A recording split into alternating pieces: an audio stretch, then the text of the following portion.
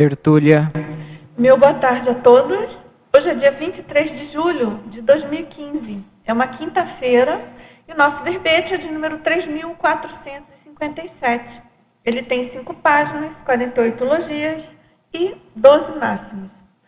O verbete de hoje, o tema de hoje é o suporte expressivo tarístico da especialidade para pedagogiologia. E ele foi redigido pelo verbetógrafo Oswaldo Vernet, já veterano. É o seu terceiro verbete. E ele é analista de sistemas, natural de Juiz de Fora, Minas Gerais, graduado em matemática aplicada, modalidade informática. Ele é mestre em engenharia de sistemas e computação e doutor em engenharia de sistemas e computação. Voluntário da Conscienciologia desde 2014, docente desde 2015 e tenepsista desde 2015. O suporte expressivo tarístico é o recurso auxiliar de natureza comunicativa empregado pela consciência assistente, intra ou extrafísica, com a intenção de desencadear, acelerar ou intensificar a compreensão racional dos assistidos acerca do conteúdo sendo veiculado durante o exercício da tarefa do esclarecimento. Aqui na pensenologia, o holopensene pessoal da interassistência comunicativa, a corretude gramatical e o esmero vocabular corroborando a retilinearidade pensênica. Aqui na fatologia, o ferramental paradidático, a mensagem assistencial codificada na medida da necessidade do assistido, o equacionamento harmônico entre conteúdo e forma, a irreverência ao lado da erudição, a gíria proveitosa, o impacto dos vocábulos sesquipedais, as casuísticas pessoais enquanto ganchos didáticos, as analogias elucidativas, os recursos tipográficos veiculando conteúdos subliminares, a indexação da GESCOM evidenciando a priorização do autor, a escolha dos apêndices e das citações mais esclarecedoras. Aqui na parafatologia, a inspiração paradidática proporcionada pelo amparo extrafísico de função durante o exercício da TARES. O recurso assistencial sob medida, captado da energosfera do assistido. O vocábulo enquanto senha retrocognitiva. As expressões servindo de iscas ideativas resgatogênicas. A potencialização retromnemônica através dos estrangeirismos, em especial os latinismos. As disciplinas parapedagógicas no currículo do curso intermissivo. E aqui no detalhismo, a gente chama atenção que tem 24 sessões, o que configura aqui o máximo nessa divisão.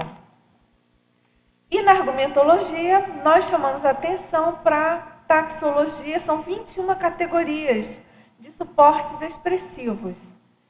Aí com os respectivos exemplos, passíveis de serem empregados pela Consim no exercício da tarefa do esclarecimento. Agora aqui na remissiologia, nós destacamos associação didática, exemplo pedagógico, gancho didático, histrionismologia, ideia resgatogênica. Tem vários outros verbetes aqui bem em cima do lance, né? Muito relativos, né? Relacionados com esse tema. Vale a pena a pessoa depois que queira aprofundar, analisar melhor essa remissiologia. Ela ficou, na minha opinião, ficou muito boa. E na frase enfática, o suporte expressivo tarístico, utilizado lucidamente, pode constituir elemento de rapport profundo com o assistido, potencializando o esclarecimento no momento certo e na medida certa. Aqui na questionologia, você já experimentou o uso de suportes expressivos na consecução da tarefa do esclarecimento? Qual a eficácia tarística dessas expressões? E aqui na bibliografia específica, nós temos 5 fontes bibliográficas. Agora, a gente tem a mega-análise feita pela equipe da Enciclosapiens, professoras Ana Rocha, Marilene Raganin e Socorro Frazão. Estilo, sinais, eufonia, escolha, recurso, dialética, elemento, indexação, aforismos, expressões, associações, neologismos, ferramental, conformática, coloquialismos, estrangeirismos, equacionamento, parapedagogiologia, interassistenciologia, verbaciologia. Agora a gente tem aqui umas chamadas, antes de entrar no verbete propriamente dito. A gente tem a terceira semana da paradireitologia, cuja temática é a ortoconvivialidade. Essa semana vai acontecer no auditório do CAEC, aqui em Foz do Iguaçu, de 7 a 16 de agosto de 2015, e tem muitas atividades relacionadas à paradireitologia. Então, tem o 7º Fórum da Paradireitologia, que justamente inicia na sexta-feira, dia 14, e na parte da tarde, né? Então, tem várias conferências e tem eixos temáticos aí da egocarmologia, da grupocarmologia, biografologia, entre outros aí. Deixa eu ver se tem mais algum outro eixo. Tem da policarmologia, claro, compondo aí a ortoconvivialidade. Então, são muitos debatedores, muitos participantes, especialistas em paradireito, em paradiplomacia. E a gente tem também, a partir do dia 10, né, segunda-feira, atividades paradireitológicas. Tem uma oficina paradireitológica de zooconvivialidade, tem uma ação interassistencial paradireitológica, que é uma atividade gratuita de consultorias parajurídica e financeira. Depois, também na quarta-feira, tem uma oficina com 5 cobaias, estudo de caso, aqui especificamente com a nossa professora, a doutora Vanderlei Terezinha Kubiak. E temos na quinta-feira um ciclo de palestras em mediação, um novo Código de Processo Civil. Então, pessoal, todos convidados. A gente sabe que o paradireito não é só para advogados, né, para todos nós, evolucientes e conscienciólogos, né? E claro que diz mais respeito aí à condição do evoluciólogo, que a gente está correndo atrás, não é verdade? Então, todos aí convidados, mais informações, claro. Isso é uma atividade da Juriscões, é uma realização Juriscões, e uma parceria aí, pelo que eu entendi, com o CAEC, né? Então, mais informações, 45 3525 2652. caec@caec.org. Agora, vamos aqui, tem uma outra chamada, que é uma feira. Na verdade, é o 5º Encontro Global de Empreendedorismo para Cidades Alegres, Criativas, Humanas e Inteligentes. É o ICLA 2015, Inova Cities Latinoamérica. Essa atividade ela é muito interessante, ela já ocorreu em outras cidades, né, do Brasil, e a gente sabe vai acontecer aqui no Centro de Convenções de Foz do Iguaçu, de 10 a 13 de novembro de 2015. E ela tem dezenas de parceiros colaborativos e são instituições conscienciológicas, empresas, instituições universitárias, enfim, várias, são muitas. E essa feira, ela exibe, então, invenções e inovações para a vida, focada aí na qualidade, né, de vida do século XXI. Ele objetiva contribuir na melhoria do bem viver e do desenvolvimento territorial a partir da inovação, educação e incremento negocial para o Paraná, região trinacional e América Latina. Então, se você quiser mais informações, a gente tem aqui um e-mail, um endereço, aliás, o telefone é 4591064380, www.abpir.org.br. É interessante chamar a atenção, tem também a prefeitura, né, que além de todas essas instituições, a gente tem pelo menos 3 instituições conscienciocêntricas participando. Aqui no caso a gente tem o CAEC, a IEC e o IPC, entre outras que possivelmente venham a aderir. Então, pessoal, vão prestigiar. A gente sabe que esse evento em outras localidades, ele chama, assim, milhares, né? Eu soube que em torno de 100 mil visitantes participaram desse evento aí numa outra cidade. Se eu não me engano, no Espírito Santo, né? Você quer comentar alguma coisa? Não sei se... É basicamente isso, né? Então, a gente espera que aqui em Foz ele bombe também, tenha muitos participantes e, claro, nós, conscienciólogos, né?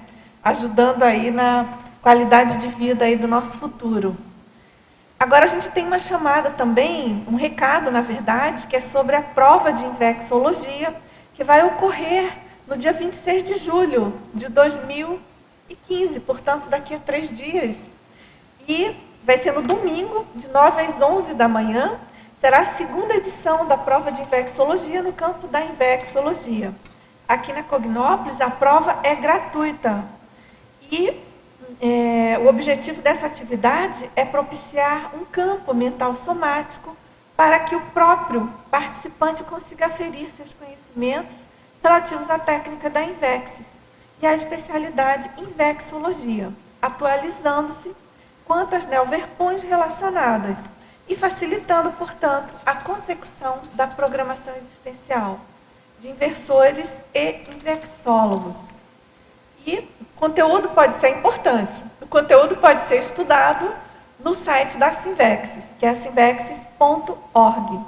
E caso você tenha interesse em fazer a prova, queira participar dessas atividades, não mora em Foz, é isso? Pode procurar os formulários, você quer falar pelo site? Sim, posso falar.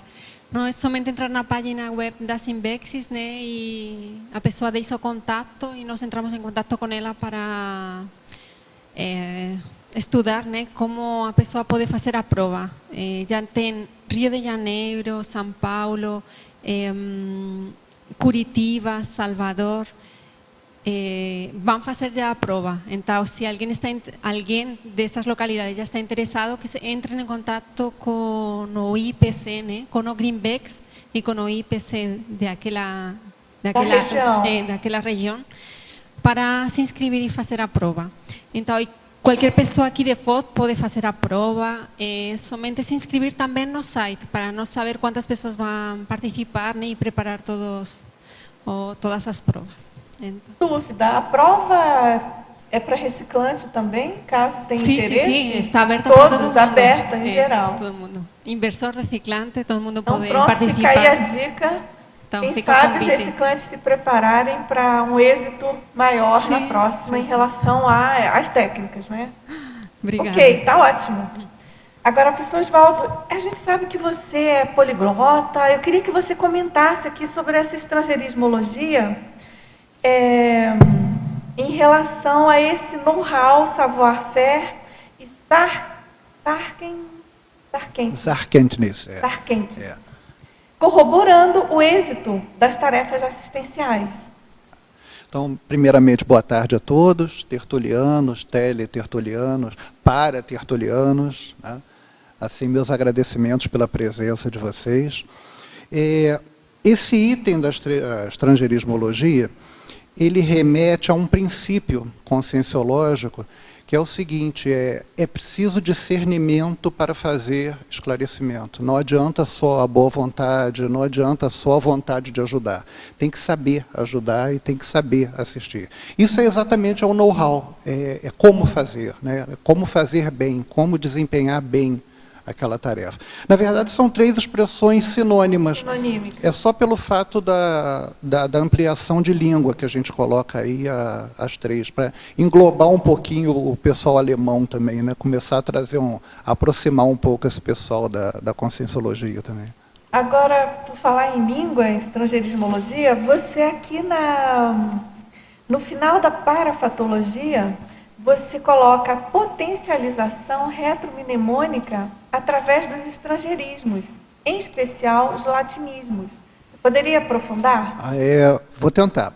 Isso aí foi uma ideia que me veio, que é o seguinte, durante as nossas retrovidas, todos nós já falamos diversos idiomas, português ou não, né? Latim, por exemplo, possivelmente já foi um idioma comum a muitos de nós, né? Então, é possível que o uso dessas palavras, em especial de língua latina, para algumas pessoas que tiveram, por exemplo, um passado de escrita em latim, pode ser que o uso desses latinismos potencialize algum fato passado, algum fato retrocognitivo, tá, dessas vidas. Agora, eu acho interessante essa sua colocação, porque a gente tem, em especial, no meu caso, por exemplo, com o latim, é uma coisa curiosa, é paradoxal. Ao mesmo tempo, você tem familiaridade com a sonoridade, com as palavras, você tem ali um certo prazer em lidar com aquelas palavras, embora você não fale, não compreenda, enfim, uma ou outra apenas.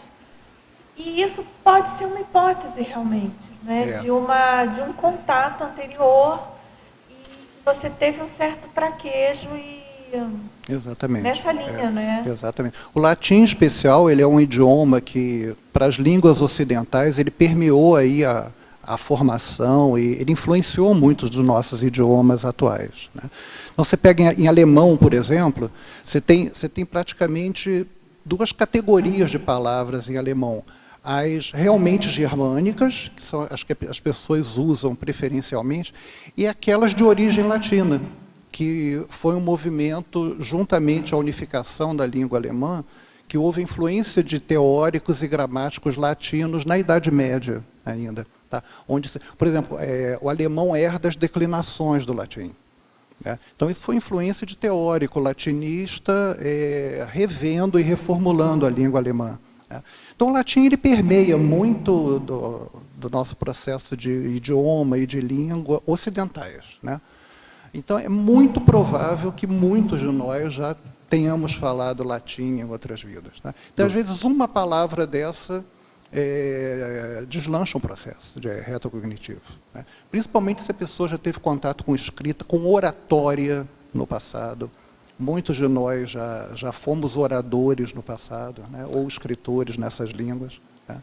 Então, eu penso assim, até no sentido do universalismo mesmo, quanto mais se amplia, quanto mais se traz de estrangeiro, mais se caminha nessa direção, né? E essa questão eu já comentei aqui em outra ocasião, a importância que eu vejo dessa sessão no verbete em relação à universalização realmente do conhecimento da conscienciologia. Porque se a gente pensar que esses verbetes estão sendo postados na internet e que improvável busca de assuntos, não é, digitando uma pessoa estrangeira, pode chegar num verbete, na enciclopédia da conscienciologia, através dessa através sessão. de uma palavra, às vezes. Exatamente. Né? Então, a gente é preciso valorizar, não é? Eu gosto muito de chamar atenção para isso, dessa diversificação de línguas, não é? Compondo aqui a estrangeirismo. Bacana. Você quer falar? Quero. Parabéns, Oswaldo, pelo Obrigado. verbete. Mas você tocou num assunto muito bacana, eu não comentei com você ainda, Dulce. Quando eu cheguei na Enciclopédia para voluntariar, você olhou para mim, a enciclopédia tem umas 70 sessões, mais ou menos, até mais um pouquinho, né? Você olhou para mim e olhou assim, que tal você revisar a hominologia, né? E eu fiquei numa época assim, quando eu cheguei, mas por que hominologia, né? O que eu tenho a ver com isso? Eu não te dei a devolutiva, né? Mas assim, eu tinha até uma facilidade de lidar com os latinismos dos ônimines, né? Você gosta, né? Não gosta. Aí, fazendo um movimento serexológico, eu descobri que em 3 vidas eu estudei latim. E uma delas eu fui muito bom em latim, a personalidade lá. Eu falei, pô, fechou. Mas bacana isso, porque a gente criou um holopensene com determinada linha, conhecimento, lá atrás, que hoje nos favorece. E é muito bacana isso, para ilustrar. É interessante, por falar em latim, você sabe que eu comentei ainda há pouco da minha afinidade, entre aspas, né? Eu não conheço a língua e tudo, mas eu fiquei por muito tempo intermediando o neologismo da hominologia entre o professor Valdo e o professor Jaime Pereira, que por um bom tempo ele compunha o primeiro homine, né, da seção hominologia, que é aquela que é mais dentro mais diretamente relacionada com o título do verbete. E era uma tarefa bastante complexa, porque transformar em latim o neologismo conscienciológico. E era muito engraçado, assim, interessante ver o diálogo e as propostas, né? E eu sempre me perguntava, puxa, por que eu estou fazendo nessa história? Por que eu estou intermediando esse processo, né? Tem relação também com a colocação do Oswaldo. Agora, mexendo com o latim, eu tenho uma hipótese, né? Com o meu amigo aqui embaixo, né? A gente já trabalhou junto no latim tempos passados. O Cardio é expert, na verdade, cara. Tá joia. Mais ou menos, mas você conhece bastante, bem mais do que a gente, pelo menos. Então, vamos lá. Tudo bem aí, Gilderley? Deixa eu só fazer um complementozinho acerca do latim, né?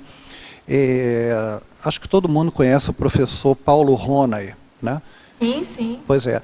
Ele era um latinista, né, e tentou... Ele tem até um dicionário tentando atualizar o idioma latino, né, incluindo uma série de palavras atuais em versões latinas, né.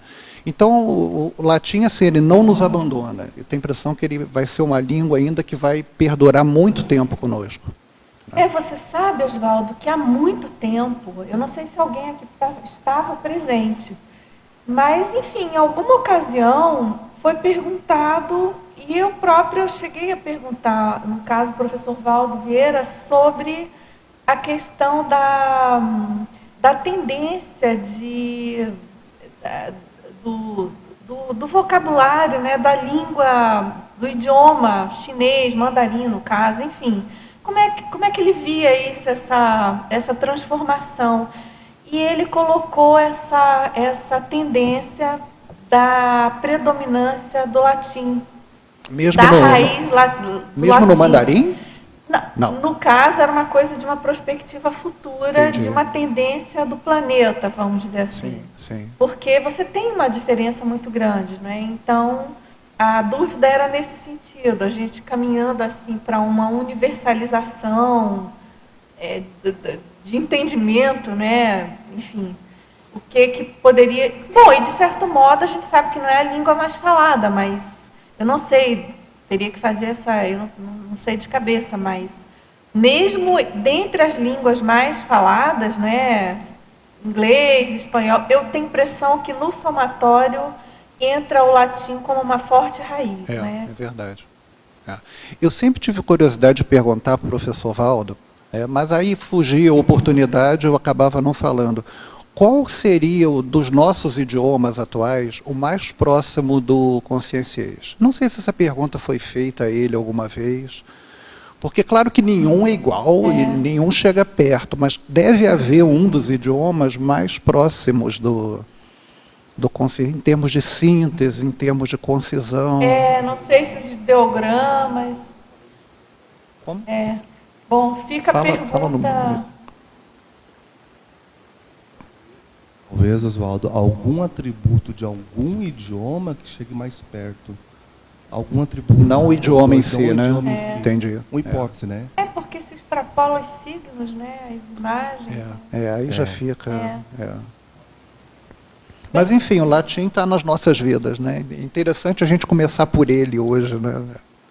Agora, Oswaldo, na ortopensatologia, você poderia comentar a segunda ortopensata? O histrionismo, ele é um recurso ligado ao... Primeiro, o que era o histrião, né, no teatro antigo?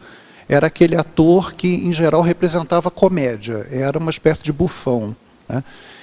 Então ele tinha todo um repertório de gestos e de caretas que ele fazia com a intenção de veicular uma certa mensagem, né? E essa ortopensata, ela fala da importância do gestual, na verdade, durante a TARES, durante o exercício do esclarecimento, né? Uma antítese disso, do histrionismo, seria a amimia, né?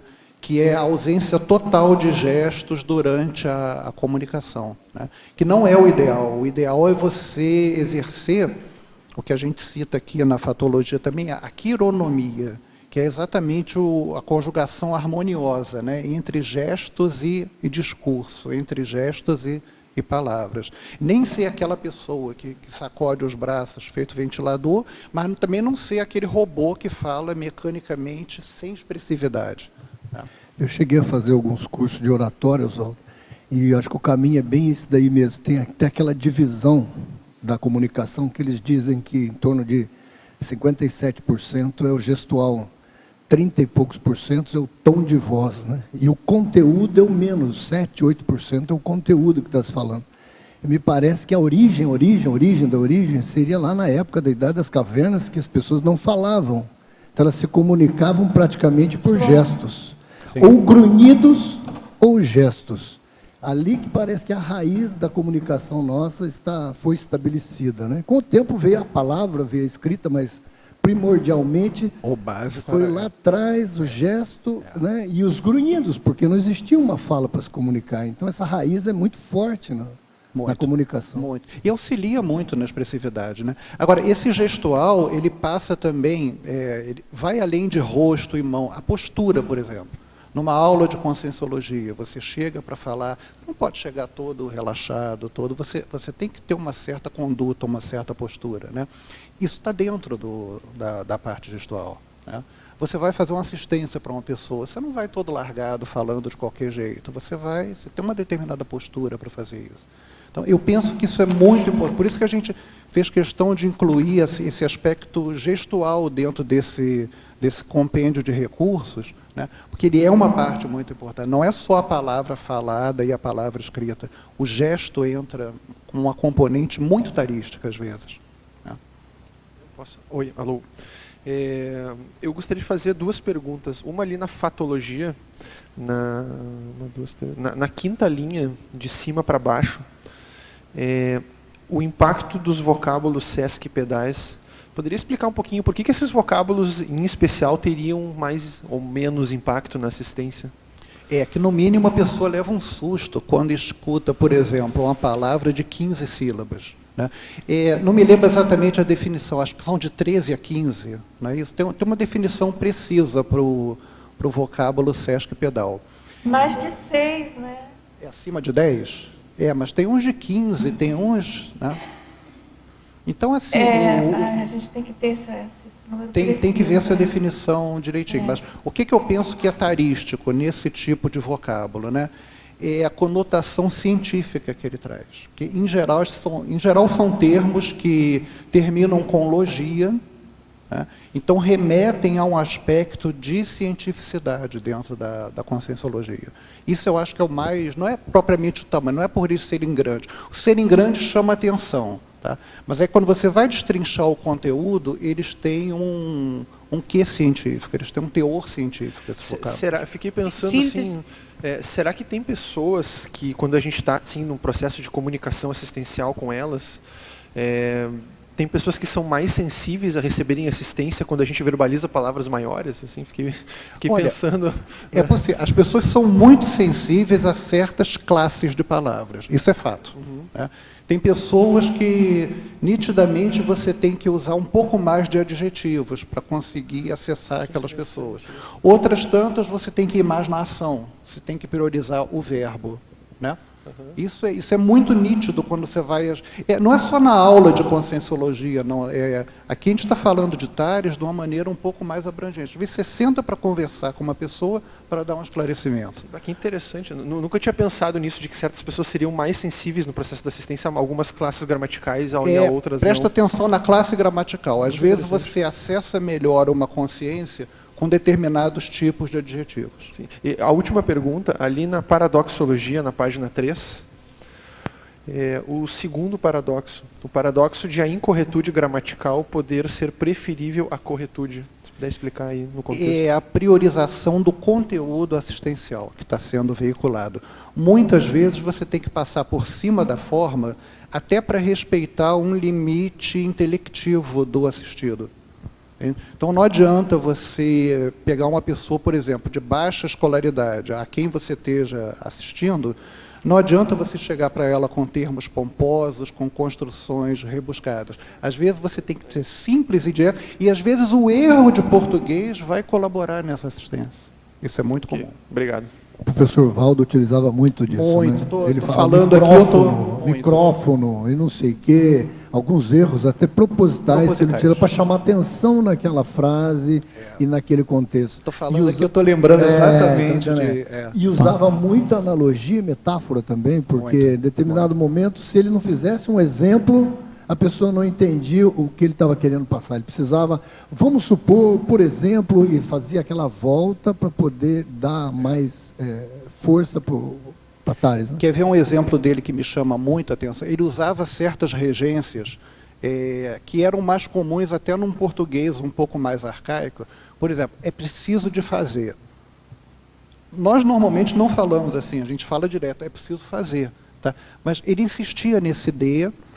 E, a partir disso, várias pessoas começaram a falar dessa forma. Isso cria mais ou menos uma mudança na maneira de construir a frase. Eu prestava muita atenção nele falando nessas idiosincrasias que ele apresentava. Então, muitas vezes ele usava uma regência mais arcaica, né, que parece até incorreta, que ninguém fala hoje, né, eu preciso de fazer. Mas era a regência correta antigamente. Né? Gente, só corrigindo aqui, Sesc e pedal são 10 sílabas. 10, tá? né? E lembrando aí, para quem tiver interesse, tem o verbete do professor Pedro Fernandes. Tem. Verpom, Sesc Verpom, Sesc pedal, tem sim. E o DAC está cheio de sesquipedais, né? Como? O DAC. Ah, sim. Está baseado, e a ideia do professor foi considerar a síntese do conteúdo holobiográfico, por isso pode ser impactante também, considerando esse item que você colocou, né? Por toda a transmissão de informação a partir de só uma palavra, ainda longa, mas só uma palavra. Né? E um detalhe, só para concluir, na questão, quando a gente usa, ao contrário, um palavreado difícil, técnico, enciclopédico, pode ter rejeição de certas assembleias, certas pessoas. Então, também tem esse outro detalhe. Né? É isso aí, eu passei muito por isso, porque eu gostava, estudava dicionários, gostava de usar palavreado, e aí inclusive agora, quando chego lá na ARI, eu chego, lá vem o De Rosso. Aonde você chega? Na ARI, na Associação Rio Grandense Imprensa, que é uma reunião de jornalistas, né? Eu fui uma vez com projeciologia, outra vez com outros tratados, outras coisas. Lá vem o De Rosso com um palavreado difícil. Então, tem certas pessoas. Inclusive, eu assisti, também eu estava em contato, conversando com Armindo Trevisan, um escritor gaúcho, e a nossa turma tinha uns que estavam conversando com ele, dali um pouco eles se retiraram, dizendo, não, está muito elevado, a conversa muito elevada. Eles se retiraram e aí eu aproveitei e fiquei conversando horas com ele, porque ela é uma sumidade de literatura e filosofia. Então tem esse cuidado. A assistência ela é na medida do assistido, né? E vai ter aquele público com quem você tem que botar a banca e falar difícil, porque senão você não vai ser ouvido, você não vai ser... Né? Então tem de tudo, às vezes você tem que simplificar e às vezes você tem que falar cientificamente mesmo. Não é rebuscar por rebuscar. Você tem que usar a palavra certa no momento certo, para o que aquela pessoa precisa. Oi. E aí, parabéns aí pelo verbete, Oswaldo. Eu queria perguntar, na terceira linha, na fatologia, o dicionário assistencial do agente da Tales. O que seria isso? Pois é. Isso aí é uma coisa que eu estou pesquisando dentro dessa... Esse é o primeiro verbete que eu estou escrevendo dentro dessa especialidade, né? Que é a parapedagogiologia. E aí, isso aí é uma hipótese que eu fiquei pensando, é o seguinte, vamos supor, A pessoa dá aula de conscienciologia, faz assistência através da palavra, digamos, durante 10 anos. Essa pessoa junta, ela tem um ferramental de discurso, né, próprio para aquela tarefa assistencial. Eu imagino que ela possa construir, a partir disso, um léxico, um dicionário de recursos assistenciais. Tá? A ideia que me ocorreu quando eu escrevi isso foi essa. Entraria também essa questão de poliglotismo também, questão cultural, talvez fazer itinerância, talvez assim. Poliglotismo é fundamental para a TARES. Se você pensar bem, não é só pelo acesso ao outro idioma, não é só isso. Às vezes, consciência de outra nacionalidade que não consegue ainda telepatizar.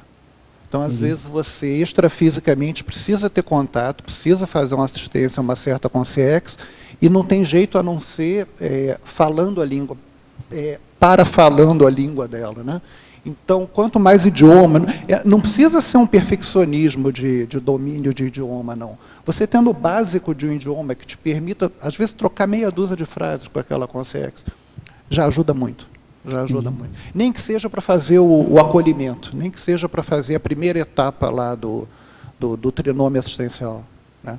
Então, às vezes, não tem jeito, aquela consciência não consegue telepatizar ainda. Né? Aí você chega e dá um bonjour para ela, aí já chegou, já conseguiu fazer o rapport lá com ela. Mais uma pergunta aqui. Maniologia, você colocou a mania de usar argumentos de autoridade. Isso. Pode trazer uns exemplos aí de argumentos de autoridade? Posso, sim. O que é o argumento de autoridade? Ele é uma falácia lógica. Então, o exemplo clássico é assim, fulano é um grande pesquisador. Fulano disse isso. Logo, isso é verdade. Okay. Isso é o argumento de autoridade. E isso permeia a ciência. Não quer dizer que todo argumento de autoridade seja falso. Não é isso. Mas quer dizer que um discurso baseado em argumentos de autoridade, você está transferindo a responsabilidade do seu argumento para uma autoridade cuja idoneidade é suposta. Você não pode botar a mão. Né? Tem muita pesquisa falsa, tem muita pesquisa que é feita na base da fraude. Está pensando também em relação ao professor, que é a autoridade na sala de aula, né? Isso. Então, em relação à questão de parapercepção que ele possa ter durante a sala de aula e usar isso como argumento também para... Também entraria nisso, né? Também. Não, eu percebi. Não, o professor fulano falou que tinha, consegue, então tinha. Tá. Okay. Porque Osvaldo, o professor fulano... Aqui. Osvaldo, você poderia aprofundar estrangeirismologia, o terceiro estrangeirismo aqui, eu não sei pronunciar, acho que é francês. Zarkentnis. Oi? Zarkentnis. Não, é o savoir. O savoir-faire? Savoir-faire é o know-how francês. Know-how francês. É o know-how francês. E o Zarkentnis é o know-how alemão. Tá certo. Agora outra aqui também, a ocorrência sincrônica do lapsus língua.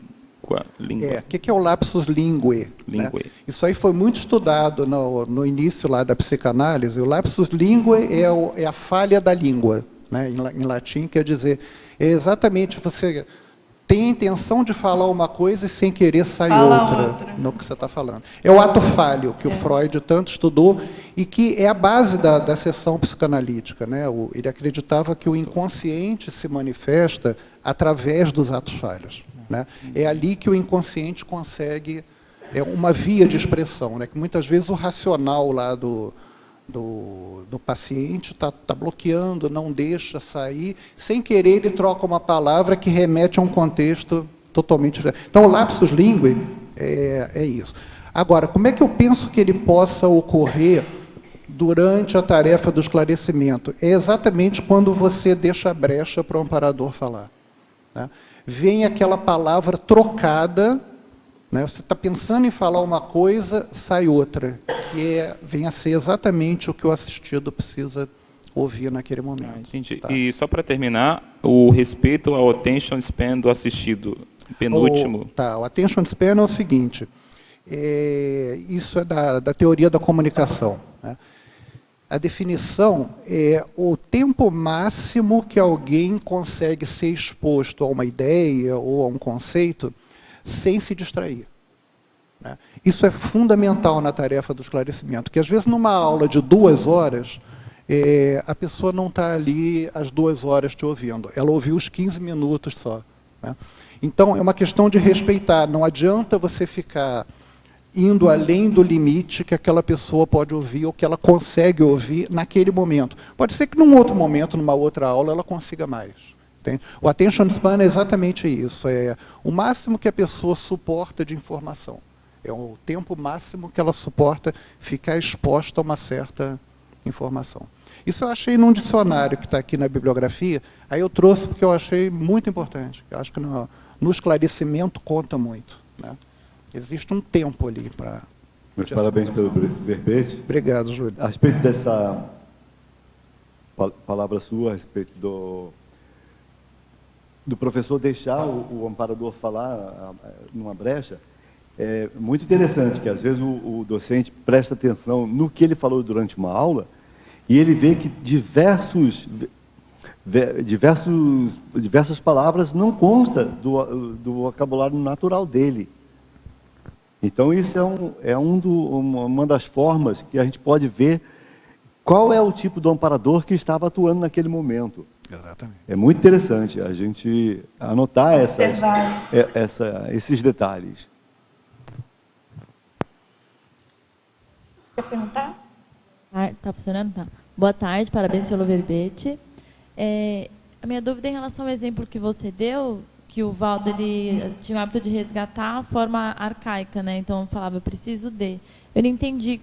Você entende qual que era o objetivo dele ao fazer isso? O objetivo dele, eu penso, né? Quer dizer, eu não sei, não dá para afirmar que ele fizesse com essa intenção. Mas eu penso que fosse criar uma idiosincrasia. Né? No seguinte sentido, quando você lembrar de uma determinada expressão que ele usava, imediatamente te aflora um conceito. Ele tinha expressões muito específicas, muito características para certos conceitos. Né? Não sei se você teve a oportunidade de ver muitas palestras dele. Ele falava muito, ele usava muito regionalismo. Quando ele, por exemplo, doce de leite, ele adorava doce de leite. Né? Então, quando a coisa estava muito boa, isso aqui é doce de leite. Tá? Então, todos nós, quando ouvirmos falar de doce de leite, isso vai remeter a algum conceito conceituológico. Você cria uma idiosincrasia ali. Para marcar uma ideia. Alguns chamam isso de... Sim, sim. Chama de âncora, né? Você começa a fixar aquela palavra e, às vezes, até um gestual. Alguns palestrantes utilizam até um canto da oratória ali, do palco, para vincar uma coisa triste, uma coisa alegre. Então, aquilo vai criando uma âncora. Toda vez que ele vai, leva o público todo naquele ponto, naquela situação.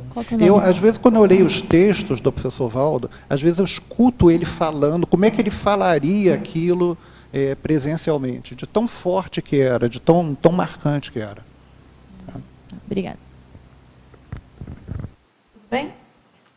Agora, professor Osvaldo, gostaria que você elucidasse o quão esse suporte expressivo tarístico é mais explícito na consim portadora do paramicrochip, nesse período intrafísico.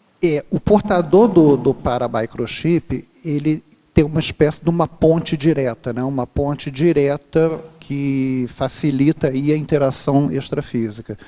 Então, eu penso que isso interfira, quer dizer, o meu conhecimento de paramicrochip é só o que eu ouvi falar, né? Nunca tive nenhuma experiência direta com isso, não. Mas eu tenho a impressão que isso facilita, por exemplo, o aporte de expressões necessárias a uma determinada assistência. Tá? É como se você tivesse uma antena de rádio grudada no teu paracérebro. Tá? Aquilo capta uma determinada expressão e você é responsável por passar adiante. Tá? Então, eu penso que isso possa ajudar na construção desse dicionário assistencial que a gente comenta aí na fatologia, através dos aportes. É aí que eu acho que ele poderia... Essa conexão fica mais livre, né? Mais direta. Exatamente. Então, e livre de ruído também, né? Que o paramicrochip ele elimina muito do ruído, né? Muito da interferência. Agora, ainda do mesmo teletertuliano, na parafatologia, página 2, segunda linha, quinta linha de baixo para cima, você poderia elucidar a sinalética energética e parapsíquica do assistente chancelando as escolhas vernaculares? Isso aí é o seguinte, você vai fazer uma determinada assistência. Pode ser uma conversa com a pessoa, não precisa ser uma sala de aula, não. Uma conversa que você vai ter com um amigo seu. Você faz o acoplamento com ele, você vai fazer TARES, você não vai para lá fazer amadoramente aquilo. Então, primeira providência, você vai fazer um acoplamento com aquela pessoa. E, às vezes, você capta, até pela clareaudiência mesmo, uma palavra que vai ter sentido especial para aquela pessoa. Às vezes você nem sabe direito por que você está falando aquilo. Às vezes é uma intuição mesmo, não é um som audível, né? Então você capta o que o assistido precisa da própria energosfera dele, tá? Do próprio acoplamento. Isso é muito comum. É só começar a fazer assistência de uma forma mais cuidadosa. Faz o acoplamento primeiro. Escuta o que a pessoa está precisando naquele momento. Às vezes vem palavra, vem frase inteira, tá? Que vai ser a melhor forma de passar uma determinada informação naquele momento. Tá? Agora, Oswaldo, na fatologia, página 2, final da 6ª linha, ela pergunta sobre o vácuo interlocutório dando aso, dando aso à reflexão. Você poderia comentar, e se possível, com exemplos? Agora, essa pergunta vem da Alemanha. Talvez seja uma colega nossa do programa Verbetografia, quer dizer, não sei. Eu penso que ela fez o programa. Eu acho que ela foi minha colega no último programa, né? Obrigado pela pergunta. O que eu penso aí é o seguinte, não existe TARES se você não dá espaço para o assistido refletir. Tá? Se você fala, e entope o assistido de isso é dogma, isso é imposição, isso não é tarefa do esclarecimento. Então, muitas vezes, você, na posição de assistente, você tem que interromper a sua fala e dar aquele momento para a ideia assentar e para o assistido ver se aquilo está fazendo sentido para ele, porque senão é imposição. Tá? Então, se você não proporciona esse vácuo interlocutório, você não dá tempo dele raciocinar e dele refletir sobre o que está sendo dito. Tá? Aí a gente cai num outro paradigma, que não é tarístico, aí é imposição. Tá? Aí é, por exemplo, discurso de ditador, que nem o antigo Hitler lá, né, que ele ficava 4 horas falando e ninguém podia abrir a boca. Né? Os ditadores gostam muito, né? Eles falam horas seguidas, ninguém pode abrir a boca, ele fala sozinho. Né? Isso, ou seja, ele não dá o espaço para ninguém. Também, né? Também. Acho que é comum. Né? É comum, é uma técnica deles. Né? Agora, na parafatologia, na 4ª linha de baixo para cima, você poderia expandir o vocábulo enquanto senha retrocognitiva? A gente falou um pouquinho no início, né? Determinadas consciências em vidas passadas, muitos tiveram acesso à oratória, acesso à escrita, né? E determinadas palavras, às vezes, marcam as vidas dessas consciências. E essa palavra, às vezes, retomada vidas depois, ela pode trazer alguma informação lá de trás, lá do passado da pessoa. Tá? Agora, é um caso bem específico, né? Isso não vai acontecer com todo mundo, nem com toda hora. Né? Mas é uma hipótese. E aí o ato falho, né, o lapsus linguae entra muito, porque às vezes você fala aquela palavra, você não sabe nem por que você está usando aquilo. Aquilo vai reportar um fato, né, que vai fazer sentido para a pessoa muito mais adiante e tem a ver com uma retrovida dela. Pois é, e a próxima pergunta tem relação também com isso, que é a questão das expressões servindo de iscas ideativas resgatogênicas. Você poderia comentar? Aí já é um contexto um pouquinho diferente. Mais amplificado, né? Tem até o verbete, né, Oswaldo? Tem o verbete. Ideia resgatogênica, se eu não me engano. Eu acho que eu citei ele aqui, não? Citou, é do professor Valdo. Não é da Rosa, não? Ideia resgatogênica? Acho que é da Rosa. Acho que é da Rosa. Eu acho que é da Rosa. Mas é a questão... bom, fala, responde aí. Às vezes, você, para ter acesso a determinados grupos, principalmente em resgates extrafísicos, tá, você precisa de uma determinada senha. Essa senha, muitas vezes, pode ser uma palavra, uma expressão, um coloquialismo que você usava quando você fazia parte daquele grupo. Tá certo? Então, aquela palavra ou aquela ideia é o que te dá o rapport para permitir fazer o resgate àquelas consciências. Tá? Isso aí, no contexto dos resgates extrafísicos, o pessoal especialista nisso comenta muito, que às vezes é uma palavra que te dá o acesso ali. Isso às vezes a gente encontra, né? Eu fiz parte da maçonaria, às vezes quando você encontra, você já saiu daquilo ali, você encontra a pessoa, no automático você já faz uma citação que faz o rapport imediato naquele momento. Né? Quer ver um outro contexto também, militarismo. Também. Às vezes um grupo militar, você chega ali, fala uma palavra, todo mundo conhece. Eu lembrei, é da Rosa sim, ela até me contou, ela deve ter falado aqui na tertúlia, é claro, não me recordo, de uma vivência que ela teve com um familiar, dessa questão da ideia resgatogênica de trazer a pessoa à lucidez. Né? Isso. É bem interessante, bem bacana. Vamos então, agora aqui na Mega Pensenologia, na página 1, terceira linha. Que você coloca silêncios também esclarecem. E ela diz, penso ter ligação com o tema, com o item da paradoxologia na página 3, primeira linha. O paradoxo de silêncio poder ser tão esclarecedor quanto a palavra. Você poderia comentar? Pois é, verbetografia é uma coisa muito interessante, né? Porque você começa a compor um verbete, nem sempre as informações vão surgindo na ordem em que elas aparecem aqui no verbete. Então, você senta lá no computador, aparece um item que está bom para fatologia, você bota ele ali. Dias depois te aparece um item que entra na paradoxologia, você nem fez o vínculo. Tá? E quando você vai ler, aquilo fecha. Né? É a professora Kátia Aracaki que relaciona muito verbetografia com palavra cruzada. Ela sempre faz essa analogia. Você preenche uma aqui, preenche outra ali, quando você vê, você tem um todo. Então é muito comum um item de uma sessão, às vezes, remeter a um item de outro, às vezes o próprio autor não se deu conta disso. Tá? Agora você está apontando essa ponte, eu mesmo não tinha visto. Né? Mas é a importância da palavra, né? É a importância de você falar na medida justa e pelo tempo justo. Né? E se não há silêncio, não há reflexão. Se não há reflexão, não há tares. Né? Então, o silêncio, às vezes, ele é tão ou mais importante se comparado à palavra. Né? Você tem que deixar o espaço para o assistido refletir. Né? Agora, você poderia comentar também o segundo paradoxo? Da incorretude gramatical poder ser preferível à corretude? É aquela questão que a gente falou no início, né? Muitas vezes você acessa melhor uma pessoa ou um grupo falando do jeito que aquela pessoa fala. Né? Então, se aquela pessoa tem um vício de linguagem, você, na sua assistência, você codifica a mensagem com aquele vício de linguagem. Você acessa melhor. Você sabe que está errado. Você sabe, se você for escrever, você não vai escrever daquela forma, mas para o assistido é o melhor. E quem dá o tom da assistência é o assistido, é o que ele precisa.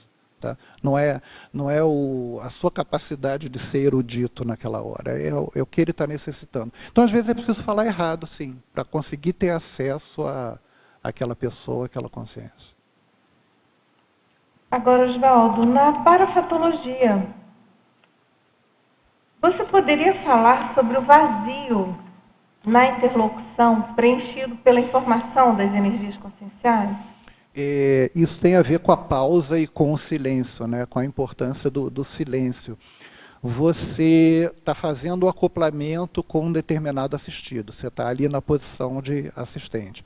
Você lança uma determinada informação e procura na leitura energética ver o impacto que aquilo teve na holosfera do assistido. Tá? Às vezes te vem alguma informação, às vezes até de como continuar. Ou então, você está no caminho errado, isso aqui está batendo de frente, daqui a pouco ele não está te ouvindo mais. Né? Então, às vezes, existem correções de curso que acontecem durante o acoplamento. Né? E aí o silêncio e a escuta são muito importantes. Né? Não só energético, eu coloquei aí do ponto de vista energético, mas às vezes um gesto do assistido te diz como continuar a assistência. Né? ele tem um mal-estar, opa, não é por aí, eu tenho que tentar chegar de uma... Às vezes é um gesto físico mesmo, não precisa nem a leitura energética para te informar isso não. Né? Você vê que você está causando um desconforto tão grande que se você persistir naquilo, daqui a pouco ele não te escuta mais. Então você muda o teu curso da assistência. Né? Não é deixar de assistir ou passar a fazer TACOM, por exemplo. Não é isso que a gente está sugerindo, não. Né? Mas é correção de rumo, tá? Através da leitura energética e da leitura gestual também, do que está acontecendo ali com o assistido. Tá? Isso conta bastante. Pode falar? Oswaldo, parabéns pelo... Obrigado. Eu já havia lido o verbete todo, cheguei um pouquinho atrasada, mas já tinha lido durante a refeição. Então, muito bom. E como eu estou até fazendo uma pesquisa sobre preceptoria, e estou fazendo uma investigação do Magíster desde do Egito até chegar aos nossos dias atuais, aqui no Brasil e também na humanidade, eu vejo assim que você, me parece, não sei se porque eu estou dentro desse Holopensene, você faz uma abordagem das novas formas didáticas, pedagógicas, de como fazer abordagem com o preceptor, com o aluno, quando você fala na assistência. E isso eu vou até te pedir licença, que eu vou colocar no meu livro muita coisa que você colocou aqui nesse verbete. E até quando você se posiciona no sentido de contrário, da antítese dessa última frase que você fala aqui no estrangeirismo sobre o Magister Dixit, né? Dixit. Então, é isso aí, você realmente inicia com isso e tem um posicionamento de como deve ser o preceptor de hoje e até agindo com a assessoria dos parapreceptores, que são os amparadores na hora, quando você fala dessa questão do acoplamento, desse momento de silêncio, para dar um tempo para reflexão. Achei muito interessante. Parabéns. Obrigado. E qual é a pergunta? A pergunta, eu ia falar sobre essa questão, tinha marcado várias, mas todas elas foram respondidas e perguntadas anteriormente. Essa questão do vácuo reflexivo, essa questão da última frase do estrangeirismo, desse paradoxo também da questão gramatical, mas todas foram respondidas anteriormente. Tá ótimo, então. Fico muito satisfeito. Tá? Bom, Oswaldo, oi. Uma pergunta. A minha pergunta, eu acho que ela não está no verbete exatamente, mas é sobre o assunto que tu está trazendo, assim. Então tá ótimo. Você está falando, né? A gente está debatendo aí desde o início, né, a relação entre a linguagem, né, a fala, a comunicação e o processo assistencial. E assim, está claro, assim, pelo teu verbete, pela tua fala, que quanto mais a pessoa, o assistente, se apropria da linguagem, da gramática, da língua falada, maior o seu potencial assistencial. Né? Pelo menos essa ideia eu estou ficando com ela. Eu queria que você comentasse o contrário disso. Porque, por exemplo, assim, às vezes a pessoa que tem mais apropriação da língua falada e da comunicação, ela também pode ter mecanismos de defesa do ego mais robustos, porque tem mais recursos linguísticos para se esquivar do que precisa reciclar. Então, não sei o que você acha disso. Isso é muito interessante a tua pergunta, assim, porque a erudição, ela tem alguns lados, né? Ela tem algumas facetas. Ao mesmo tempo que a erudição, ela aumenta a capacidade de analogia, ela aumenta a capacidade de expressão, ela aumenta o dicionário cerebral, ela pode apresentar uma faceta muito indesejável, que é o esnobismo. Né? Então, às vezes, você se fecha num mundo erudito, num mundo de rebuscamento, e se torna inacessível ou inqualificado para a tarefa do esclarecimento. Tá? Porque o que precisa é assistir. Então, é a necessidade do assistido que vem primeiro. Tá? Então, a erudição, ela não pode entrar aí para te atrapalhar. Ela tem que entrar no sentido de ampliar. O que ela vai te trazer? Possibilidades de analogia, possibilidade de oferecer novos pontos de vista para o assistido. Isso é muito importante, porque às vezes a pessoa vem com uma ideia fechada. Simplesmente de você dar um outro ângulo, um outro ponto de vista para ela, aquilo já amplia e já muda totalmente o que ela está pensando, o problema, às vezes desdramatiza completamente o que ela está achando a respeito. Então a erudição, ela não pode servir de entrave, ela tem que entrar aí como uma colaboradora da... Você colocou da até o assistência, antagonismo, né? A erudição e snobismo, acho que está lá na... Agora, isso que você queria perguntar, mais alguma coisa? Não, é isso que eu ia comentar. Não sei se esclareceu. Eu acho que esclareceu. Eu penso que sim. É que eu lembrei, me remeteu à colocação que ele fez ainda há pouco, dos percentuais técnicos referentes à oratória. Por exemplo, que o conteúdo em si não é tão, tecnicamente, não é o principal. E que no nosso caso é o contrário, né? No caso da interlocução tarística, né? Sim. Isso tudo é muito importante, claro, para dar um impacto da TARES, mas o que importa mesmo é o conteúdo em si, né? É o mais sério, não é verdade, Oswaldo? A erudição, ela entra no preparo do assistente, mas não necessariamente na assistência. Né? É que uma coisa que eu acho, às vezes, até conversando com outras pessoas sobre isso, às vezes as pessoas que são muito apropriadas da linguagem falada, elas às vezes alimentam a utopia de que tudo que sentem é possível botar em palavras. E às vezes a pessoa até tem uma boa bagagem para fazer isso, mas quando chega às vezes num nó górdio, não adianta, aquilo é um sentimento que tem que ser reciclado, emocionalidade, e ainda não consegue botar em palavras. Então a utopia de querer botar tudo em palavras, às vezes eu acho que distancia a pessoa da reciclagem. Eu concordo com você.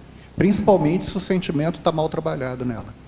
Aí não vai ter palavra suficiente para ela conseguir falar a respeito. Olha, que bacana essa abordagem sua, Ricardo, porque eu ia comentar justamente para as suas duas colocações. Tem aquela circunstância, quero colocar o senhor Oswaldo, que pensa a respeito também, né, do amparador que ele usa o arcabouço, o amparador quando ele vai acoplar com o professor Epicom, o epicentro ali, ele usa o arcabouço do Epicom para determinados assuntos, ou acessar um assistido. Tem essa vertente também. E tem aquela outra circunstância que, às vezes, o Epicom, o professor acoplador, às vezes não tem palavras para traduzir tudo o que o amparador gostaria de trazer para o assistido. Tem essa outra vertente muito bacana também. E é para essas colocações que você colocou. Eu acho que não é nem só por parte do Epicom, não. A gente participando de dinâmica... Epicom, lato sensu, né? Qualquer... Você numa dinâmica parapsíquica, muitas vezes você tem algumas percepções e você fica naquela dúvida. Bom, primeiro, se o que eu estou percebendo está realmente ali ou se é fruto da... Mas, às vezes, você não tem a dúvida. Mas, ainda assim, existe. É apropriado ou não é apropriado colocar aquilo? E nem tudo que a gente percebe é para ser falado. Não é uma questão de omitir da outra pessoa, é que, às vezes, vai criar mais problema do que você deixando aquilo... temporariamente de lado. Né? Então, dinâmica parapsíquica é muito comum acontecer isso. Né? Oswaldo, muito bom o tema, e aproveitando aqui os ganchos todos ali do Ricardo, que você comentou também. A questão de a pessoa, no afã de se comunicar para fazer assistência, a pessoa acaba tendo que trabalhar a sua parte emocional para traduzir em palavras. E sempre apropriadas, adequadas, com o comedimento necessário, com a clareza, com a objetividade e principalmente com a sinceridade necessária. Então, o exercício da parapedagogiologia é o exercício da sinceridade e obriga você a passar do emocional para o mental soma. Então, enquanto não passa pela garganta, a coisa não dá para ser falada. Então, essa questão de trabalhar isso. Agora, também queria que você observasse o que você acha, Oswaldo. O professor Valdo tem um verbete chamado exemplologia, que é até a seção de verbete, que está na enciclopédia da Conscienciologia. E ele classifica exemplologia em parapedagogia. E isso é uma coisa muito séria. Ou seja, a parapedagogia é o exercício do exemplo, menos da fala, talvez, e muito mais do exemplo, né? E se o exemplo for junto com a fala, que aí é o ideal. E tem um outro chamado exemplarismologia, que já é num outro contexto dentro do DAC, em que ele coloca no âmbito um âmbito conviviológico. Ele colocou como um argumento conviviológico. Isso traz para a gente que o exemplo ele é pedagógico o tempo todo, ele está comunicando, e no nosso trabalho ele é o óbvio, não daria para ser de outra forma. Como que você vê isso, a questão de aproximar cada vez mais esse exemplo da sinceridade, da autenticidade, da espontaneidade? Eu ia usar exatamente esse termo que você usou agora. É um exercício de autenticidade o tempo todo. Porque não adianta você tentar passar um conceito, passar um sentimento que não esteja vivenciado. Não cola, né? Não cola, não dá liga. A energia vai torta e o assistido vai perceber e não vai dar crédito ao que está sendo, não vai dar valor ao que está sendo veiculado naquele momento. Eu penso assim, que no exercício da Tares o que conta muito é a bagagem de exemplos e a bagagem de ganchos que você carrega ao longo das suas vivências e que podem ser oportunas ao esclarecimento, né? Então, é o que a gente fala aqui do dicionário assistencial, né? Que exemplos, que situações eu já passei, o que eu já vivi, o que eu posso dar de melhor para esse assistido dentro do que eu já vivi, né? Eu acho que isso é muito importante. A conscienciologia está nos tratados, mas ela é um estilo de vida. Então, ela parte da vivência. A vivência na sala de aula, ela é o mais útil, e respaldando a vivência, um pouco de teoria para a pessoa compreender e poder passar adiante. Mas é muito mais nesse sentido, né? A compreensão da teoria na vivência prática da sala de aula. E o gancho didático, ele é essencial. Fundamental, os né? bordões multividas, porque às vezes você usa aqueles bordões, você vem usando vidas e vidas, né? Então é muito importante. E tem mais um ponto aí que, se a gente olhar dentro do quadro das especialidades, a interassistenciologia, ela é subespecialidade da conviviologia. Isso é muito inteligente. Né? É muito bacana. Isso é muito inteligente. Obrigada. Bem lembrado. Não é? A primeira vez que eu vi isso, eu falei, mas por que interassistenciologia está dentro de conviviologia? E é exatamente onde ela tem que estar. Impossível, né? É impossível não estar. Mas a primeira vez é convivência, né?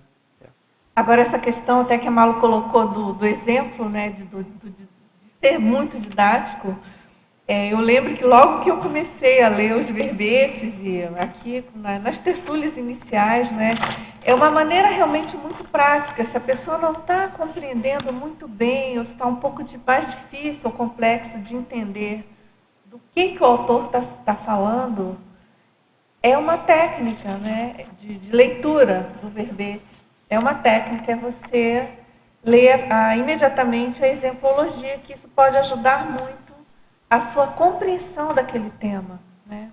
Então, claro que é totalmente parapedagógico, né? A ideia aqui é bem didática. O verbete ele é um caso muito especial. Porque ele é todo cheio de macete, né, Oswaldo? Escrever um verbete é muito diferente de escrever um texto regular. E ler um verbete é muito diferente de ler um artigo, de ler uma novela, um romance, né? A leitura do verbete, você completa muita coisa, né?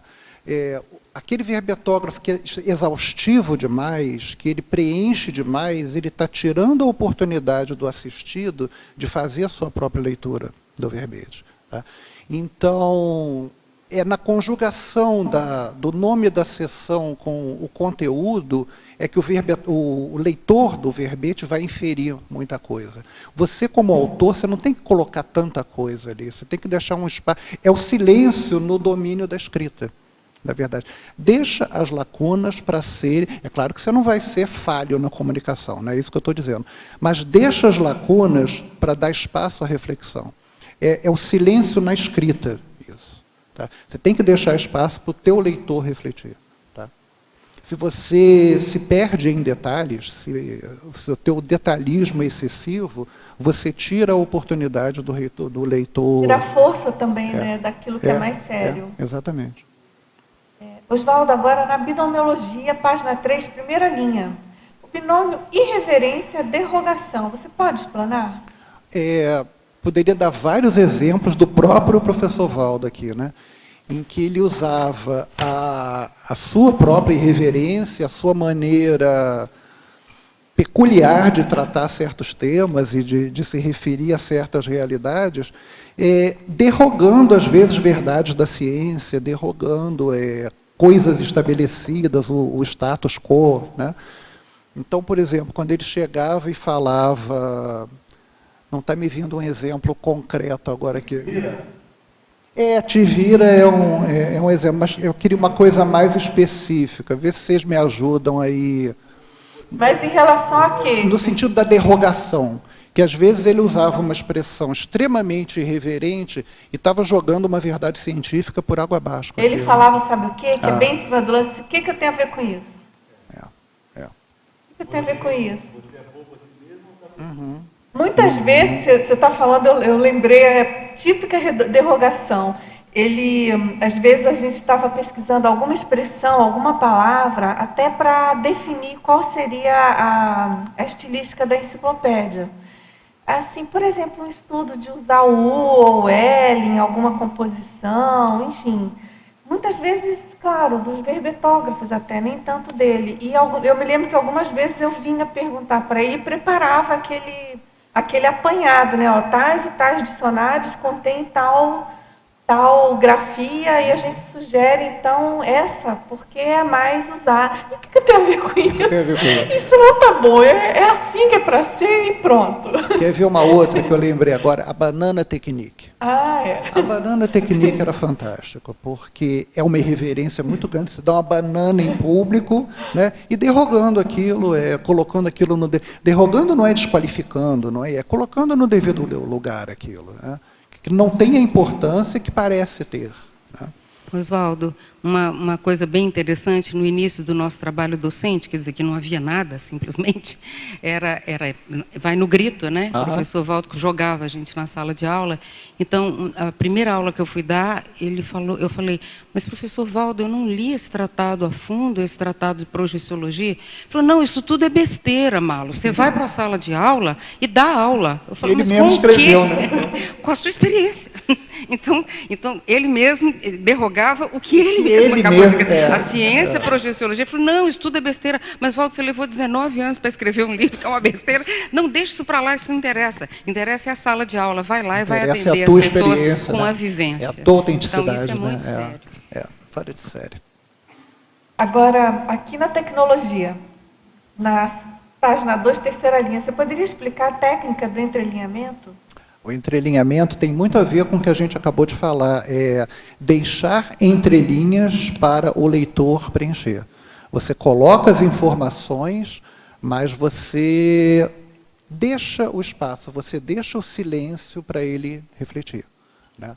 É uma técnica, assim, a informação ela parece que está escondida ali nas entrelinhas. E tem também aquele uso do entrelinhamento pelo próprio autor, né? Isso. Só ele que, por exemplo, a gente sabe que era uma técnica usada também pelo professor Ele Valdo, deixa o gancho para ele mesmo. Para ele mesmo, é o auto-entrelinhamento. A gente lê, nem percebe, nem sabe o que ele está tratando. É para um auto-revezamento futuro. Exatamente. Então, essa técnica é bem interessante. Ela é muito inteligente, é muito essa técnica. bacana. Ela é muito inteligente. Por exemplo, na própria verbetografia, se a gente começar a analisar, a gente já percebe que, de certo modo, é um tipo de entrelinhamento. Tem padrões repetidos ou técnicas usadas propositadamente por alguns verbetógrafos para marcar aquela autoria dele ali. Então, é interessante. Tem hipóteses, né? Às vezes eu fico na dúvida se até que ponto é proposital, até que ponto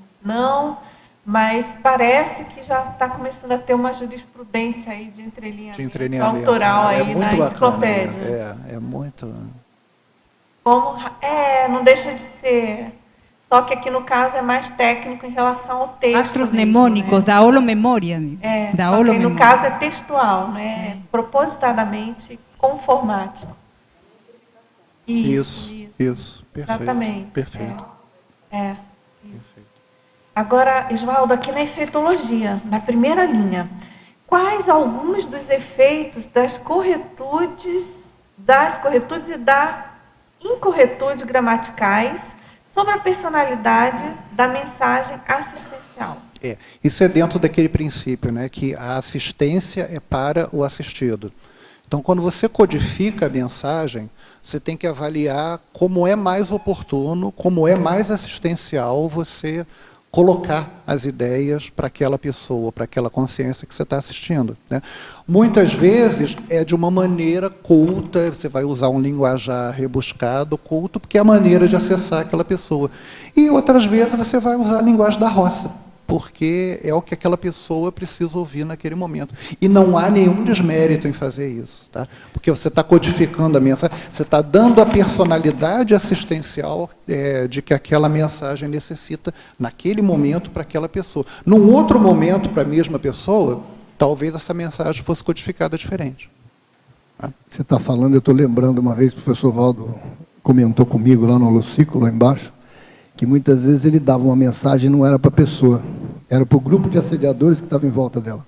A pessoa em si, ela praticamente não entendia, ou entendia muito pouco. E ele, parapsiquicamente, percebia a confusão que ele causava nos assediadores. Naquele momento, eles desacoplavam da pessoa, e aí sim ele entrava com a mensagem para a pessoa. Aí a pessoa podia pensar por ela própria. Né? E ele jogava alguma coisa que aquilo impactava no líder, ou naqueles que estavam ali, causando um pequeno tumulto entre eles, que um começava a questionar o outro pelo que ele falou. Mas olha o que ele está falando, mas é verdade isso? Será que não é? Não sei o quê.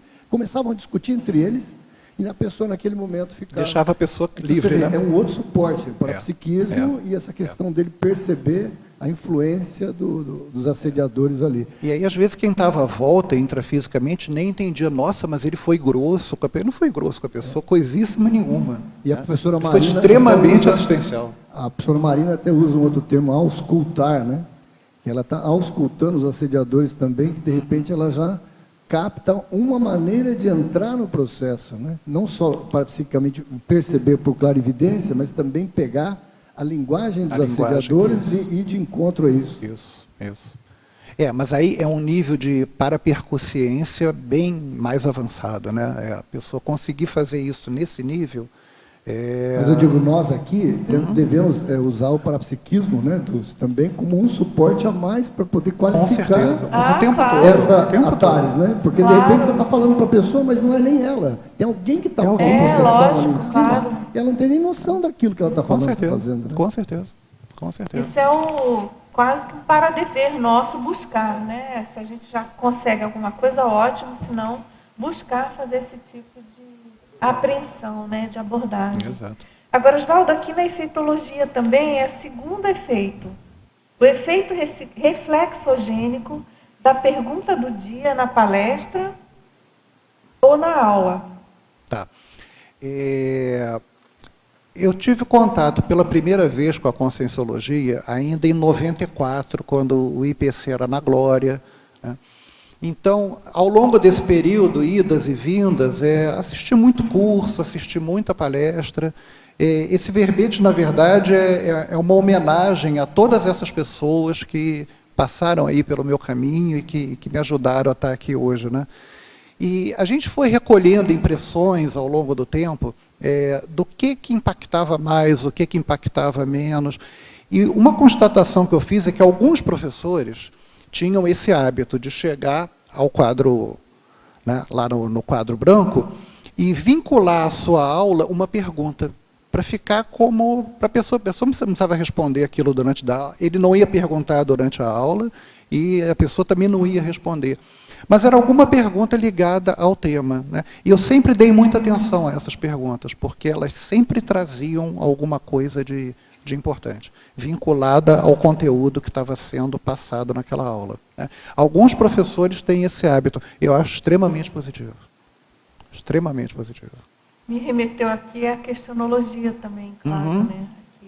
Aqui. Verbetes. Agora, na maniologia. O que é a mania de repetir ad nauseam durante a aula ou exposição tarística as palavras processo e questão?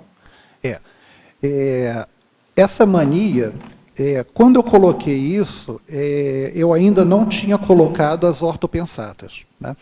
E aí, se a gente fizer uma leitura, repara na terceira ortopensata, que a gente fala de mote ou bordão, pode se tornar um cacoete pessoal. Então, isso é uma observação antiga também, que durante o discurso conscienciológico, às vezes tem palavras que se repetem muito, né? E uma vez, durante uma palestra, eu fiz uma estatística de quantas vezes a palavra processo foi falada, né? E eu cheguei a uma quantidade, eu não me lembro mais, porque isso tem muitos anos, mas era uma quantidade assim surpreendente, 50 e tantas, né? Eu fiquei pensando, mas por que repete tanto? Tudo é um processo, tudo é uma questão. Então, isso é um cacoete de linguagem. Tá certo? Isso precisa ser revisto, tá aí não no sentido crítico, mas no sentido de reflexão, né? Por que se fala tanto determinadas palavras durante uma exposição? Isso é muito comum em aula e palestra. Tá? Tudo é um processo, uma questão, um processo, uma questão. E uma vez eu fiz uma contagem, era um número assim absurdamente grande. Tá? Vamos dizer assim, em 2 horas, 50 vezes processo. Era dessa ordem de... Tá? Então, é um vício, é um cacoete a se refletir a respeito. Tá? Tem muita palavra para usar. Tá?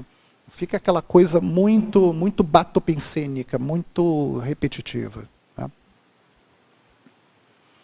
E aí a gente depois encontrou uma pensata que vinha exatamente de encontro a essa mania, né? Que é o bordão se tornando cacoete, pessoal. Tem um parabéns aqui para você, queridíssimo amigo, parabéns pelo verbete e defesa, gostaria de agradecer a assistência, sua voz é um sopro de paz no meu ouvido. Opa! Aqui de Foz, aqui uma de amiga Foz? sua daqui. Ah, que coisa muito bom, boa. Hein, Oswaldo? Tá podendo, hein? Não estou ainda não estou não. Eu estou devendo. Eu estou devendo. Quer perguntar? Oswaldo, uma questão na fatologia, na página 2, no final da 4ª linha. Eu quero que você dê exemplos, e eu conheço você, né? A gente se conheceu lá na Glória, né? Há algum tempo, né, Tânia? Há algum tempo na Glória. Na Glória, nas palestras. Lá nos tempos da Glória. A irreverência ao lado da erudição. Sim. A erudição ela tem o papel de qualificar e de preparar o assistente, né? Não é necessariamente que ela vá ser usada durante a assistência em si, mas ela qualifica, ela melhora o dicionário cerebral do assistente, né? E o problema da erudição é cair no esnobismo. E aí eu penso que o antídoto para isso é usar exatamente a irreverência. Se você conjuga as duas coisas, a sua erudição não vai ser pedante durante a assistência, né? E, além do que, passa um bom humor muito grande, né? A irreverência ela traz uma dose de bom humor que, às vezes, é muito necessária para a assistência, né? Porque relaxa, exatamente, né? Você não é faltar com a seriedade, não, o bom humor não é isso, mas você dá uma certa leveza para aquela informação que já é pesada por si mesmo, né? Então, acho que a irreverência ela entra aí, são certos maneirismos, são certas colocações que aliviam um pouco. Mas, ao lado da erudição, você não deixa de fazer as analogias corretas, de ensinar, passar o que precisa. De explicar, exatamente. De fazer o melhor. Exatamente. Muito obrigada e parabéns pelo seu verbete. Obrigado pela tua presença. Tá? Agora, professor Oswaldo, aqui na Mega Pensenologia, na 2ª linha, você poderia dar exemplos de monossílabos plurivalentes? Posso, eu preparei de propósito. Eu sabia que iam perguntar isso, porque... por que a gente botou esse mega pensene, né? No sentido de chamar atenção para o valor da palavra. Tá? Que não é por ser um monossílabo que ela tem pouco valor ou que ela é empregada só num contexto. Né? Então, vê, por exemplo, a palavra nós. Nós quer dizer nós, pronome, né? Pronome reto. Ela pode ser um conjunto de nós atados, né? Se você muda uma letra, ela pode ser a nós, o fruto da nogueira, né? Nogueira, isso que dá a nós? Pois é. Então, você vê, um monossílabo, se você faz uma mudança na grafia, quanta coisa que ele quer dizer? Quanta ideia que ele encerra, né? Então, uma coisa que é substantivo, no outro contexto é pronome. Isso não é uma filigrana gramatical, é muito mais do que isso, é a importância da palavra, né? posso fazer um ganchozinho para o verbete seguinte? Né? Porque quando eu estava escrevendo esse verbete, me veio muita ideia sobre silêncio. Né? E aí, naquela coisa de não engordar o verbete, não, vamos migrar tudo de silêncio para um verbete seguinte. Né? Porque eu percebi, ao escrever, a importância do silêncio no esclarecimento e na assistência. E aí tem uma pensata sobre silêncio, do professor Valdo, que diz assim, a melhor quebra de silêncio, eu não vou lembrar exatamente as palavras, mas era nesse sentido, que a melhor quebra de silêncio é o esclarecimento cosmoético.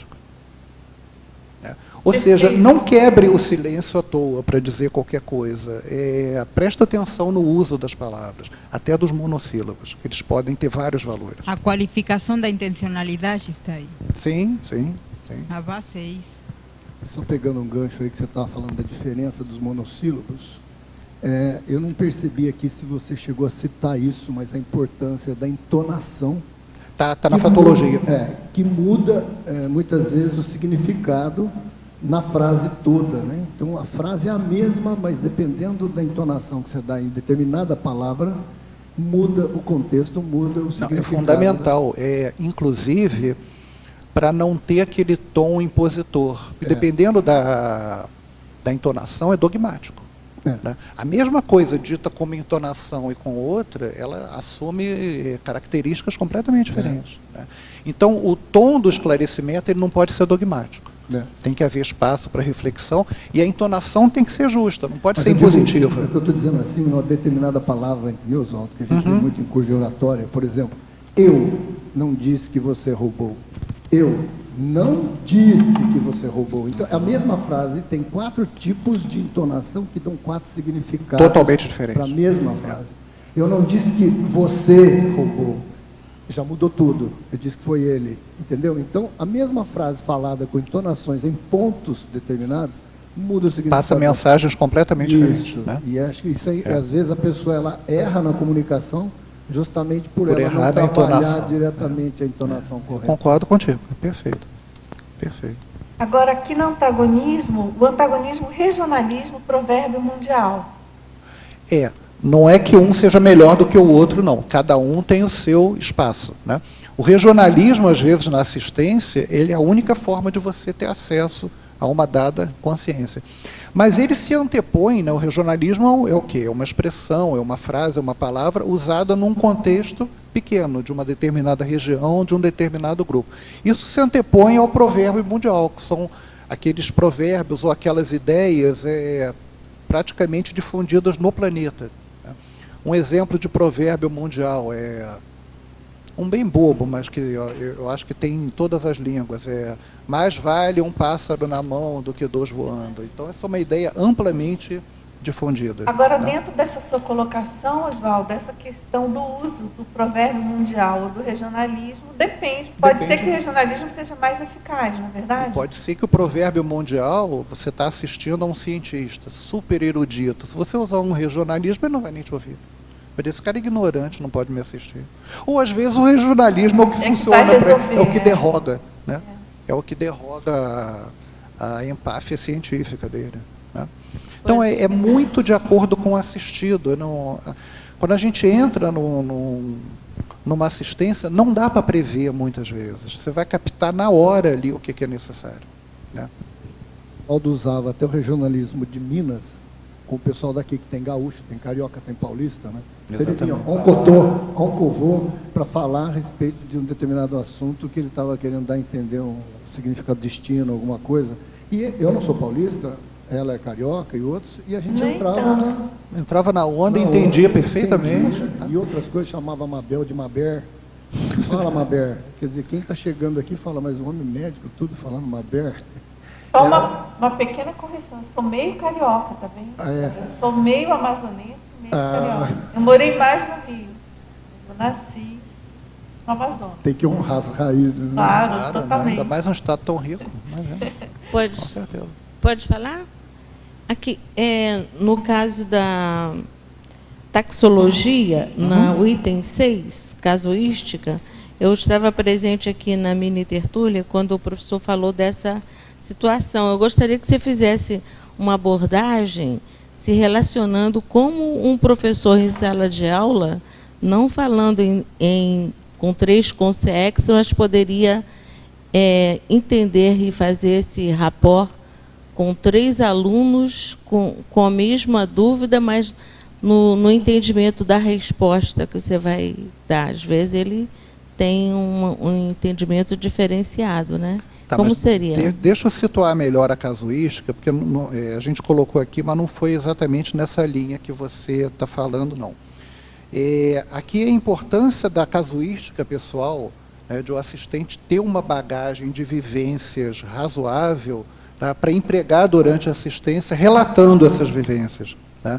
Então, o professor Valdo falava muito dessa vivência dele, que ele estava lá num determinado evento, aí chegou uma consciex que o amparador não percebeu.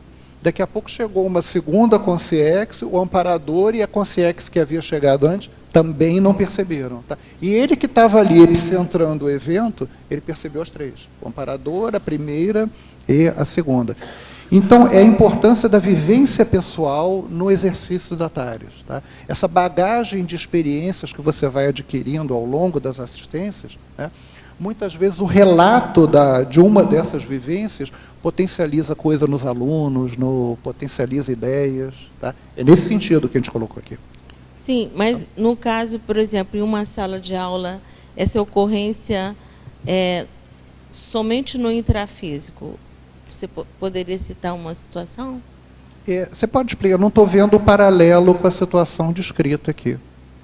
Tipo assim, uma mesma dúvida, uma mesma temática, e você esclarecer de forma que esses 3 alunos que tenham dúvidas diferentes sobre aquele mesmo tema, e você vai esclarecer nessas 3, não seriam 3 dimensões, mas nessas 3 modos diferentes, 3 abordagens. Aí eu penso que é tentar ser o mais abrangente possível, né, satisfazendo aquelas 3 dúvidas, mas sem sonegar a informação. Né? Você tentar satisfazer aos 3, né, responder ao que eles estão perguntando, aos aspectos diferentes da pergunta, mas sem tentar, sendo abrangente, mas não deixando de ser detalhista. Eu tenho a impressão que é por aí. Não sei se eu respondi a tua pergunta. E também naquela questão, um pouco também paralela, a questão do regionalismo da própria linguagem. Porque, de repente, um aluno, na mesma temática, ele entende de forma diferente, né? É verdade. Diferenciada. Não é? É isso mesmo.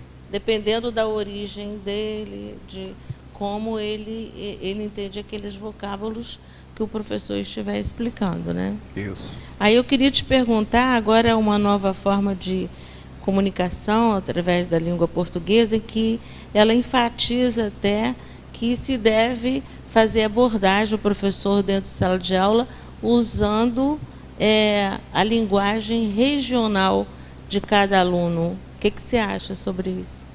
Olha, eu acho que tem prós e contras. Tá? Porque se isso for levado a um limite, você deixa daqui a pouco de ensinar a língua portuguesa. Tá certo? Eu acho que é importante o seguinte, o Brasil é um país você está falando de português especificamente. Sim, língua portuguesa. Né? O Brasil é um país continental, então não adianta você querer ensinar ao aluno do Amapá como você ensina ao aluno do Rio de Janeiro. A linguagem não é a mesma, a realidade não é a mesma. Tá?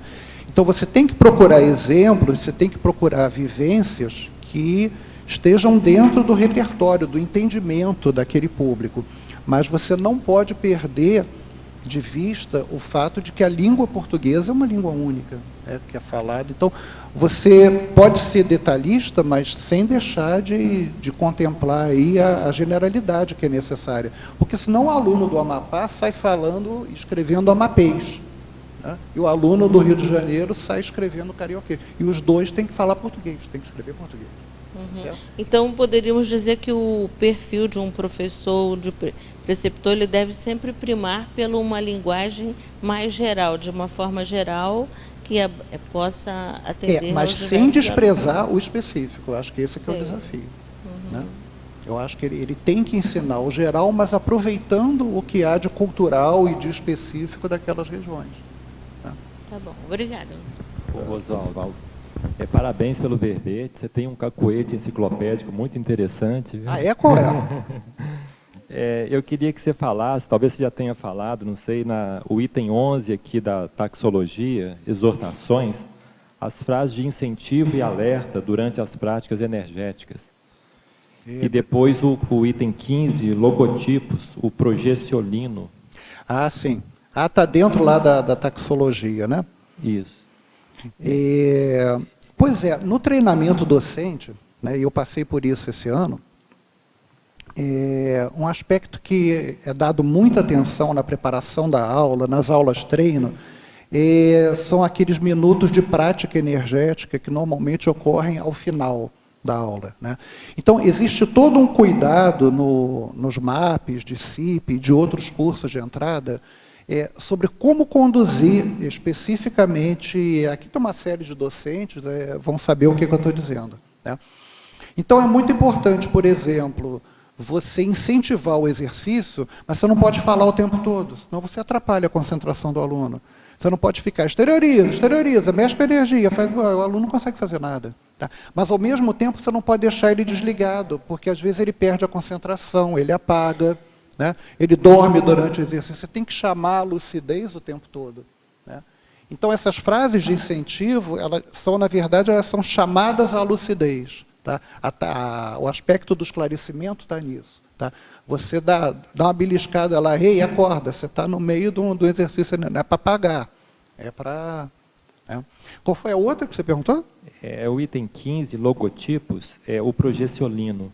O progestiolino, eu já vi relatos, todo mundo sabe o que é o progestiolino, né? É aquele logotipozinho que tem o bonequinho saindo do corpo, né? Do livro Progestiologia, e que apareceu em várias obras da Conscienciologia, né?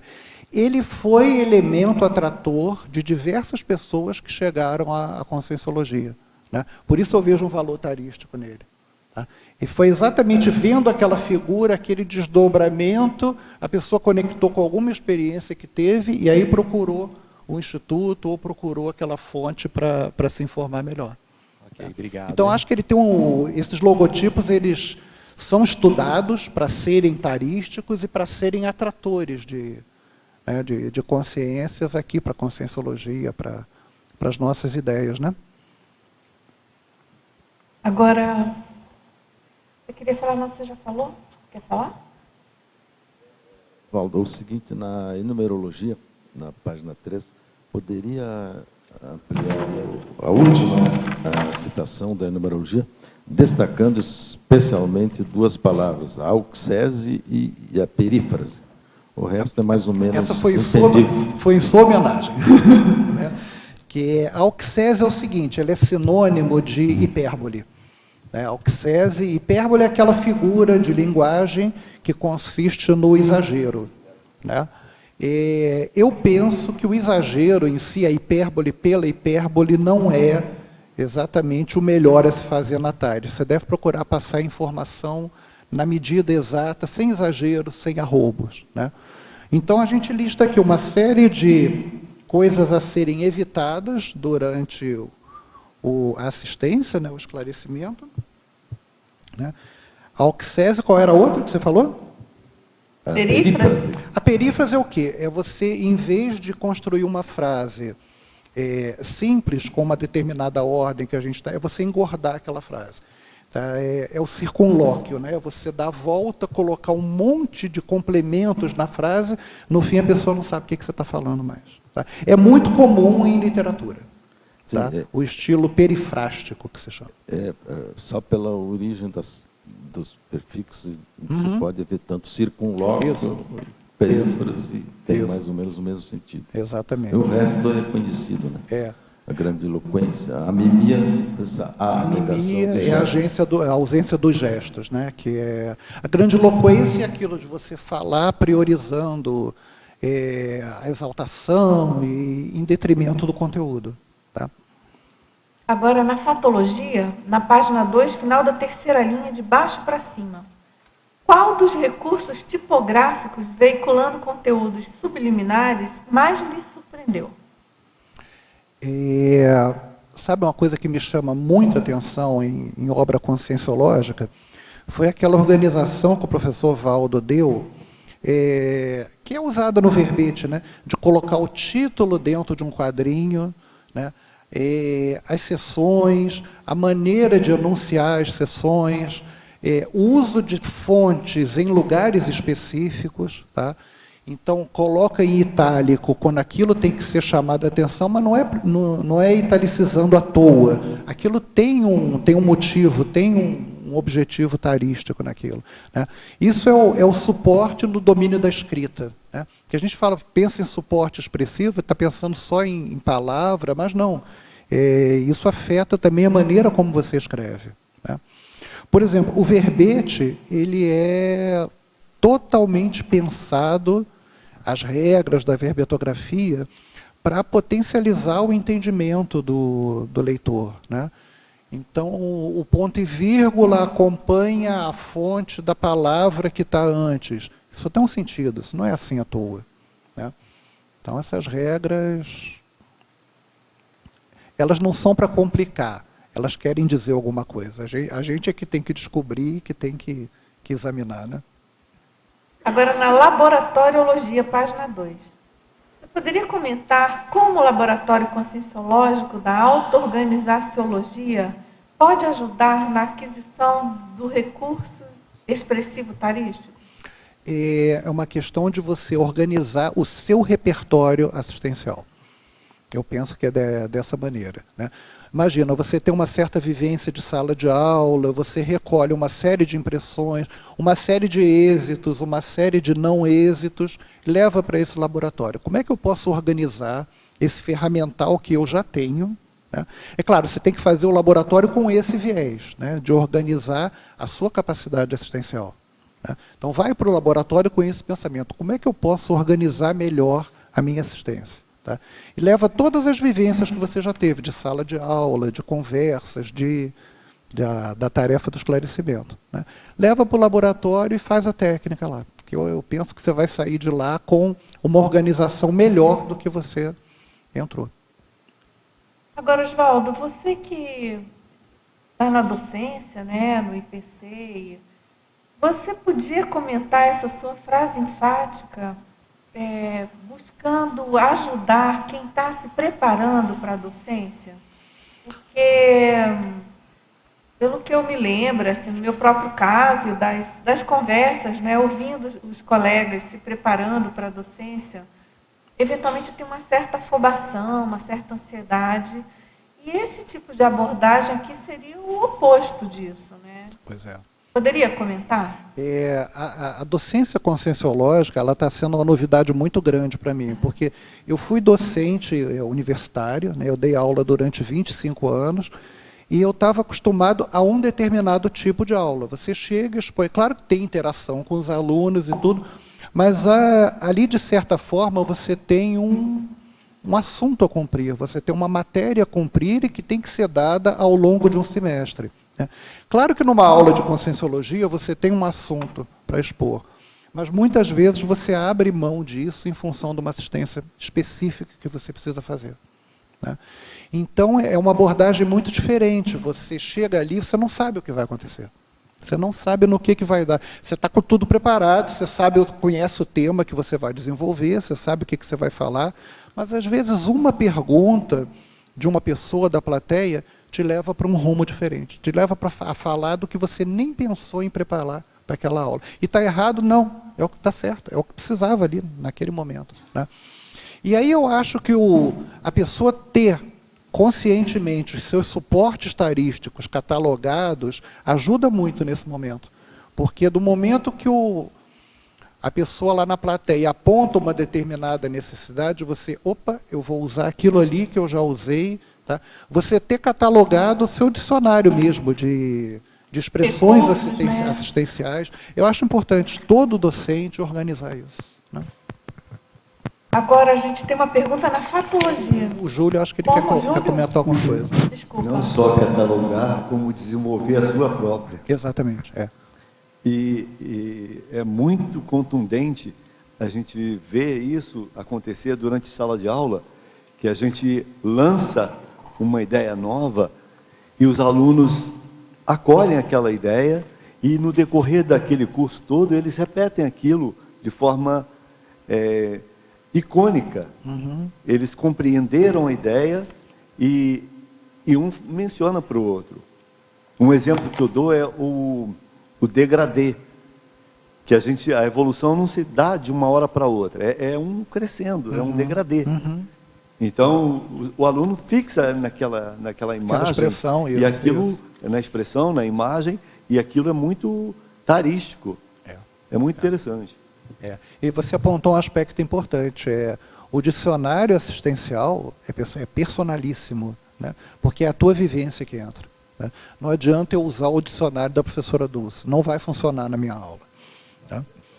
Não que o dicionário dela é excelente, mas não vai funcionar para mim. Não vai funcionar para mim. Porque a minha vivência não vai chancelar. Não entendi, aquilo, tá né? certo, você está correto, com certeza. Oswaldo, posso perguntar aqui? Megapensinologia, fica uma dúvida nesse megapensine aqui. Repetição também ensina. Você pode explicar melhor isso aí?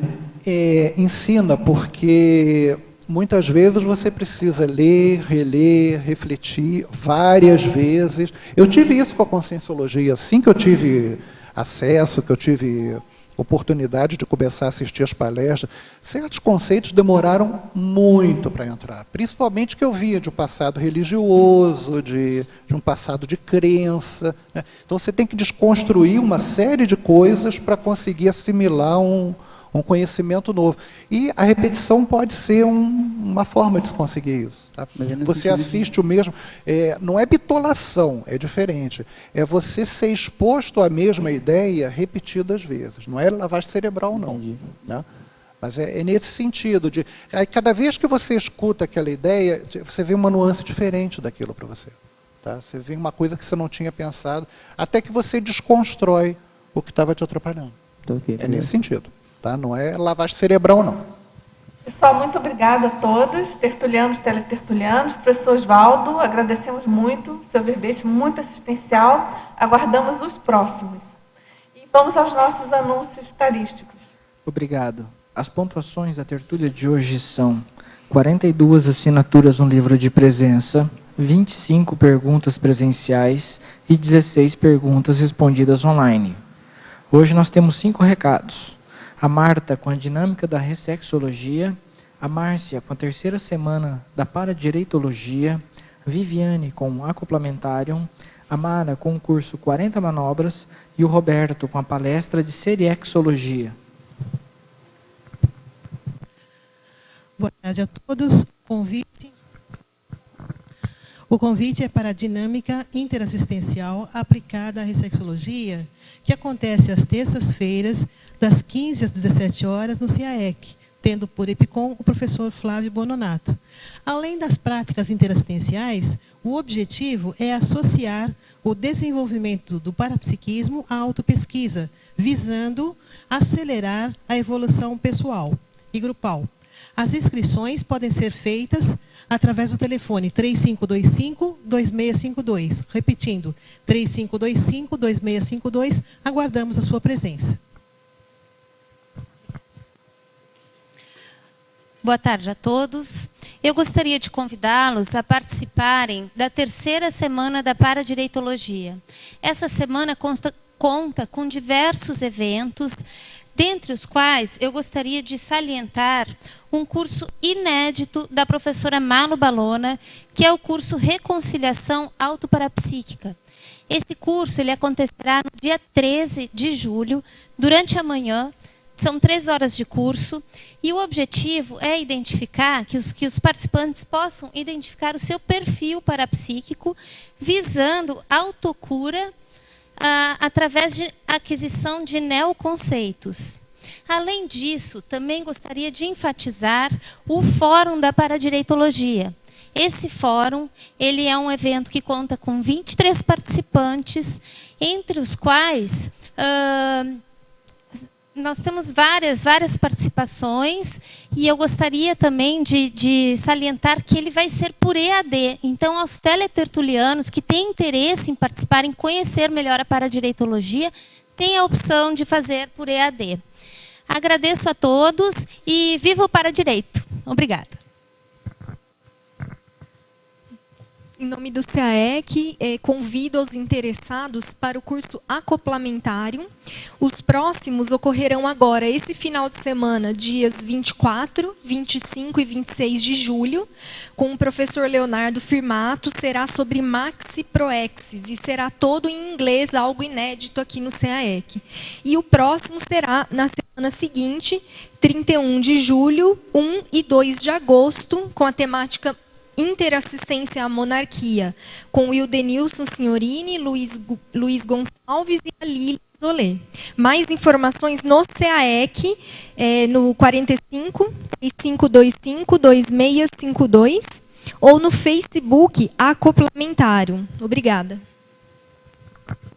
Boa tarde. A CIP convida todos a participarem do curso 40 Manobras Energéticas com o professor Epicom Mário Oliveira. O curso acontecerá dia 24, 25 e 26, no próximo final de semana, aqui em Foz do Iguaçu, na sede da CIP no Discernimento. 40 Manobras é um curso prático, sem pré-requisito, e o curso objetiva promover a vivência das bioenergias, a intensificar a troca de experiências, a melhorar a autoconfiança no processo assistencial e possibilita ao aluno utilizar de forma consciente as bioenergias no seu dia a dia. Com isso, desdramatiza o trabalho energético. As inscrições podem se dar pelo telefone 45 2102 1421 após as 15 horas. E também através do e-mail acip@acip e pelo site acip.net. Obrigada, aguardamos vocês. Boa tarde. O convite é rápido para lembrar vocês da palestra hoje na Consecutivos sobre o tema autopesquisa de vidas passadas. Então lá está falando e comentando, discutindo com vocês sobre as técnicas, procedimentos, o que a gente pode fazer e por que é importante fazer essa investigação, né? Qual é a finalidade? Para que a gente pesquisa e faz essa retrocognição para outras vidas, qual que é a relação e como que a gente pode aplicar isso na vida atual. Então, às 19 horas, na sede da Consecutivos, no Discernimento.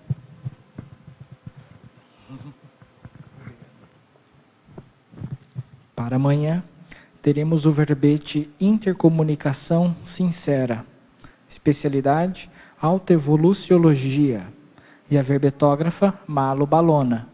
Muito obrigado e boa tarde a todos.